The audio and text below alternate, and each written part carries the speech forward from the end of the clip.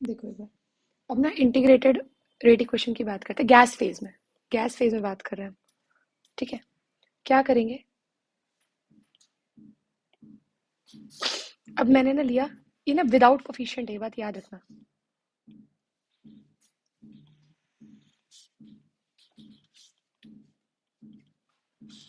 Without coefficient है ये।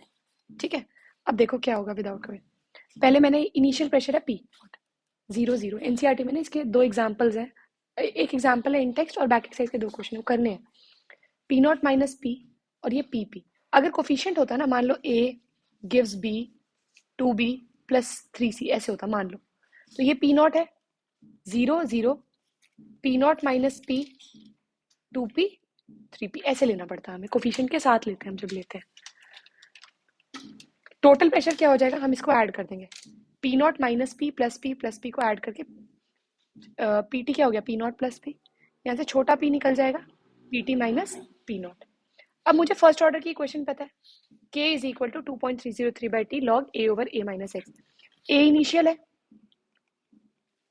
ये आफ्टर टाइम टी है, क्या हो जाएगा, p naught upon p naught minus p. इस पी की जगह हम क्या डाल देते हैं, ये वाला p is equal to p t minus p naught, ये हमने डिराइव कर दिया, यहाँ डाल दिया। ठीक है, इसको सॉल्व करके ये क्वेश्चन आ जाएगी। देखो बिना कोफिशिएंट के अगर आए ना तो डायरेक्ट फॉर्मूला इंप्लीमेंट कर दो।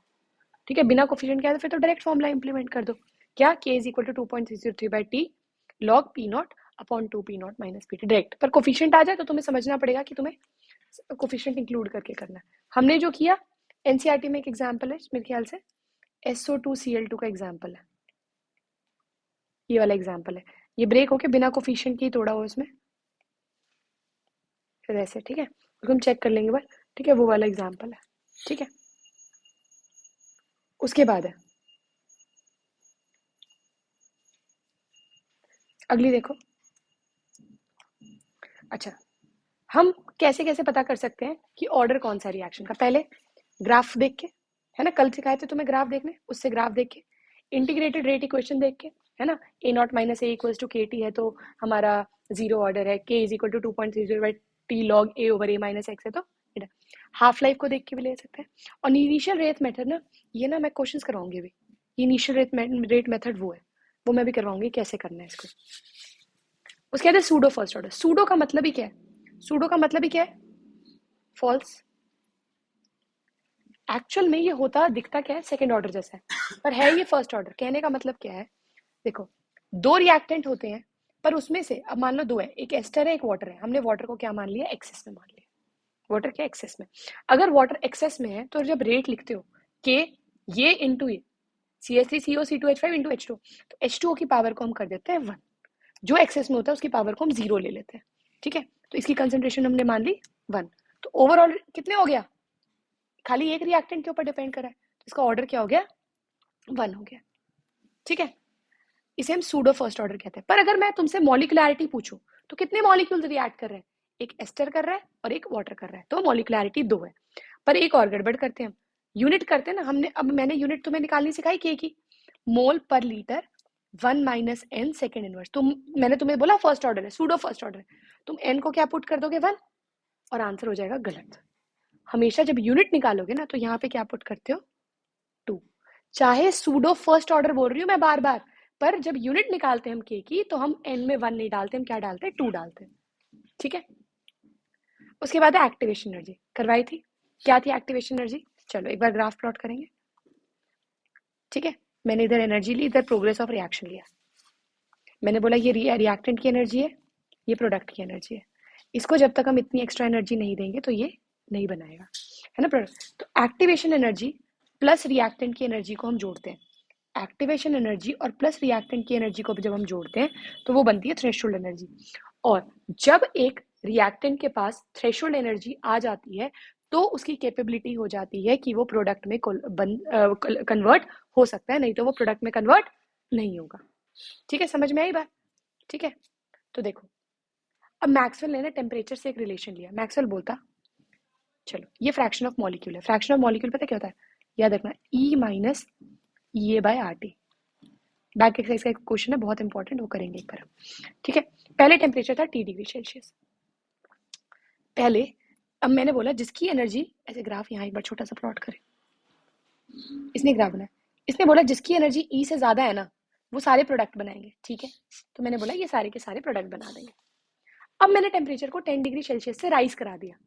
जब मैं टेम्परेचर को 10 डिग्री सेल्सियस से राइज करा देती हूँ तो ग्राफ ना थोड़ा फ्लैट हो जाता है, पर हमें फायदा पता है क्या होता है? देखो ग्राफ कैसा बनेगा, मैं कलर चेंज करती हूँ।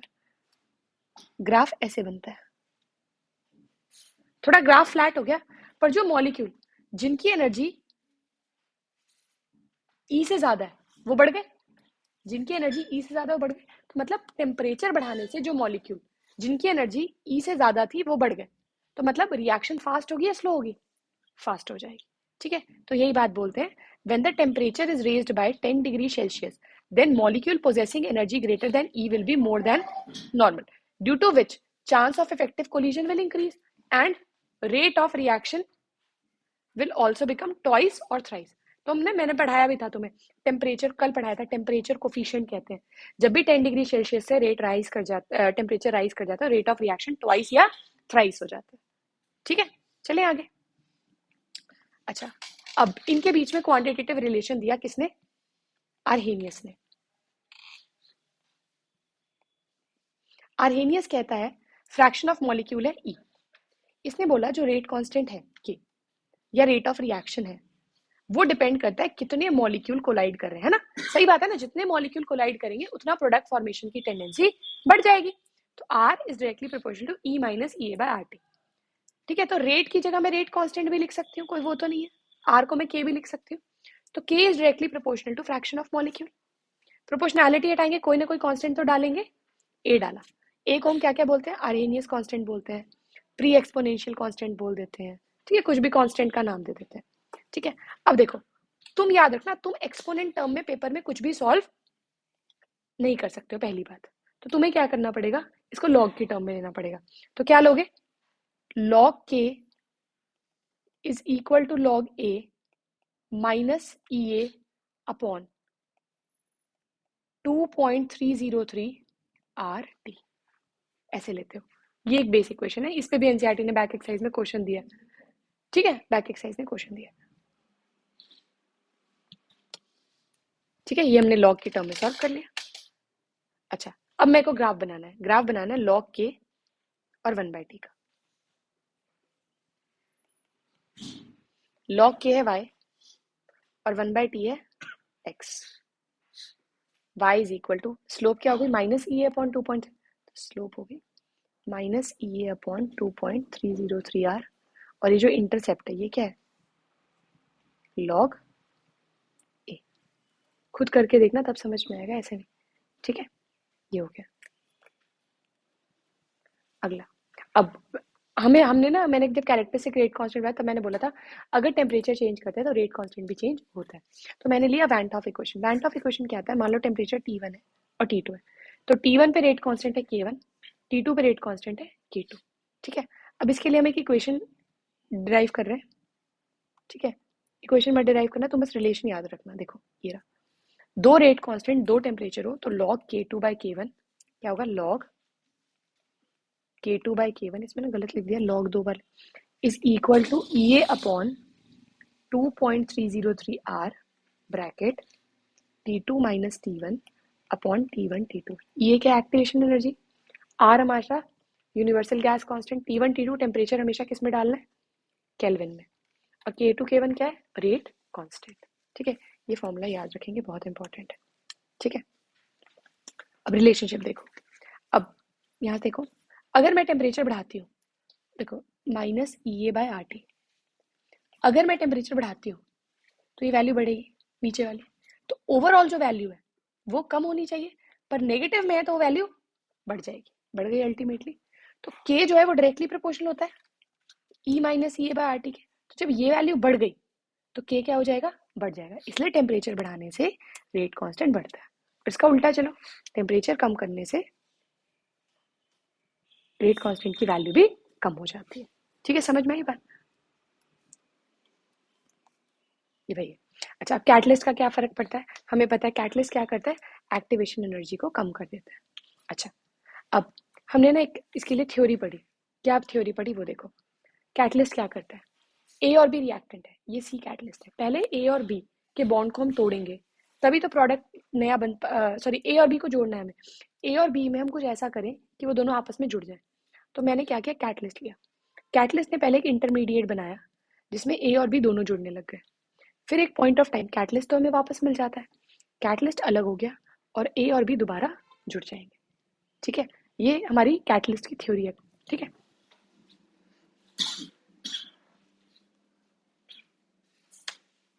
ठीक है, तो ये था।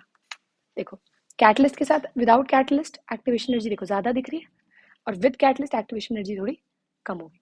कैटलिस्ट क्या होता है, बहुत स्मॉल अमाउंट में हमें रिक्वायर होता है, ज्यादा अमाउंट में नहीं होता। खाली कैटलिस्ट इनिशिएट करता है रेट ऑफ रिएक्शन को, एक्सेलरेट करता है, स्पीड अप करता है। कैटलिस्ट रिएक्शन में टेक पार्ट नहीं करता, खाली उसको एंड में दोबारा से वो रीजनरेट हो जाता है। अगर कैटलिस्ट में रिएक्शन में टेक पार्ट करता है ना, तो कभी हमें बाद में मिलता नहीं। ठीक है, वो रिएक्ट कर जाता। और कैटलिस्ट ना डेल्टा जी की वैल्यू को चेंज करता है, ना डेल्टा एच की वैल्यू को चेंज करता है। अब कोलिजन थ्योरी है। कोलिजन थ्योरी क्या कहती है, कोलिजन थ्योरी टॉर्ट्स और लुइस ने दी थी। इसने क्या कहा था, जितनी ज्यादा कोलिजन होगी उतने चांसेस होंगे प्रोडक्ट के बनने की। ठीक है, फॉर्मेशन ऑफ प्रोडक्ट उतने ज्यादा हो सकते हैं। देखो, एक दो टाइप की कोलिजन होती है, एक होती है इफेक्टिव, एक होती है इनइफेक्टिव। इफेक्टिव जो प्रोडक्ट बनाए, इनइफेक्टिव जो प्रोडक्ट नहीं बनाए। पहली बात, हर कोलिजन प्रोडक्ट नहीं बनाती। इफेक्टिव कोलिजन प्रोडक्ट बनाती है, इनइफेक्टिव कोलिजन कभी भी प्रोडक्ट नहीं बनाती। ठीक है, तो कोलिजन फ्रीक्वेंसी है मेरे पास z, जितनी नंबर ऑफ कोलिजन्स हो रही है। ठीक है, for a collision to be effective the colliding energy molecule should must possess threshold energy, यानी बिना थ्रेशोल्ड एनर्जी के तो प्रोडक्ट बनना ही नहीं है। ठीक है, तो अब देखो, हमने एक फैक्टर और इंट्रोड्यूस कर दिया, रेट ऑफ रिएक्शन जो है वो फ्रैक्शन ऑफ मॉलिक्यूल पे तो डिपेंड करता ही है, साथ ही साथ z क्या है, कोलिजन के ऊपर भी डिपेंड करता है। ठीक है, अच्छा, तो k is equal to z a b. Z a b क्या है, जो मॉलिक्यूल ए और बी कोलाइड कर रहे हैं। जेड इज कोलिजन फ्रीक्वेंसी, और ई माइनस ई आर टी क्या है, कोलिजन फ्रीक्वेंसी है। अच्छा, अब ये बात जरूरी है क्या कि जब मॉलिक्यूल कोलाइड करें तो उनकी ओरिएंटेशन भी प्रॉपर हो, ये भी तो जरूरी होना चाहिए। तो एक और फैक्टर आ जाता है हमारे पास, ओरिएंट। देखो, पहला आया डिफ्रैक्शन ऑफ मॉलिक्यूल, दूसरा आया अपना कोलिजन फ्रीक्वेंसी, कितनी कोलिजन्स होंगी। अब आता है कि मॉलिक्यूल कोलाइड तो करे, पर सही जुड़ने के लिए उनकी क्या होनी चाहिए, ओरिएंटेशन प्रॉपर होनी चाहिए। अब देखो, ए बी है, अगर पहले की तरह जुड़ेगा तो ठीक है, ए बी दो प्रोडक्ट बनेंगे। पर अगर मान लो ये ऐसे जुड़ते हैं डायगोनली ऐसे, तो क्या प्रोडक्ट फॉर्मेशन होगी, नहीं। तो अब एक और हमारे पास फैक्टर आ जाता है पी। पी क्या है हमारे पास, प्रोबेबिलिटी फैक्टर, ओरिएंटेशन फैक्टर या स्टेरिक फैक्टर। तो अब मैंने एक और फैक्टर जोड़ दिया, ये वाला जेड ए बी तो था ही, साथ में एक पी भी डाल दिया। तो अब पहले था formula k is directly proportional to e minus E A by are t. फिर मैंने एक प्रोबेबिलिटी का फैक्टर डाला कि कैसे ओरिएंट है, और फिर मैंने नंबर ऑफ कोलिजन का फैक्टर डाला। दो फैक्टर और डाल दिए, ई minus E A by R T के साथ। अब इन दोनों को इक्वेट कर दो, आरएनियस और इसको। आरएनियस का ए जो है वो प्रोबेबिलिटी इंटू फ्रीक्वेंसी के इक्वल हो गया। आ जाएगा ना आंसर। ठीक है, ये दो रिलेशन आ गए। ठीक है, अच्छा, एक और चीज है। ठीक है, factors on which collision rate of reaction depend. सबसे पहला एनर्जी फैक्टर, सबकी एनर्जी, थ्रेशोल्ड एनर्जी जितनी तो होनी ही चाहिए तभी प्रोडक्ट बनेगा। दूसरा ओरिएंटेशन फैक्टर, ओरिएंट प्रॉपर होना चाहिए। एक और हमने पढ़ी कौन सी, कोलिजन फ्रीक्वेंसी। बन गई बात। अच्छा, अब एक दिक्कत थी, लिमिटेशन थी। एक ये दिक्कत है, इसने पता है जब हम कोलिजन ये थ्योरी पढ़ते हैं तो कोलिजन थ्योरी ने ना सारे मॉलिक्यूल्स को, एटम्स को, सबको ना स्फीयर माना। अब देखो, जैसे अब मैं पढ़ाती हूँ SF6 है, वो तो ऑक्टाइडल शेप है उसकी। BF3 है, उसकी तो ट्राइगोनल प्लेनर शेप है। इसने उसकी स्ट्रक्चरल एस्पेक्ट को कंसिडर नहीं किया। इसने बोला चाहे मॉलिक्यूल हो चाहे एटम हो, सबकी क्या है, सब क्या है, हार्ड स्फीयर है। इसने इस बात पे बात को खत्म कर दिया। बस यही एक प्रॉब्लम थी, क्योंकि इसने स्ट्रक्चरल एस्पेक्ट कंपाउंड्स का नहीं लिया, ये एक दिक्कत है इसमें। ठीक है, बाकी सब इसमें ठीक था। बस ये केमिकल काइनेटिक्स की थ्योरी इतनी है बेटे। डेफिनेशन जितनी आई है बीच में उनको याद कर लेना एक बार, है ना, अच्छे से कर लेना उनको।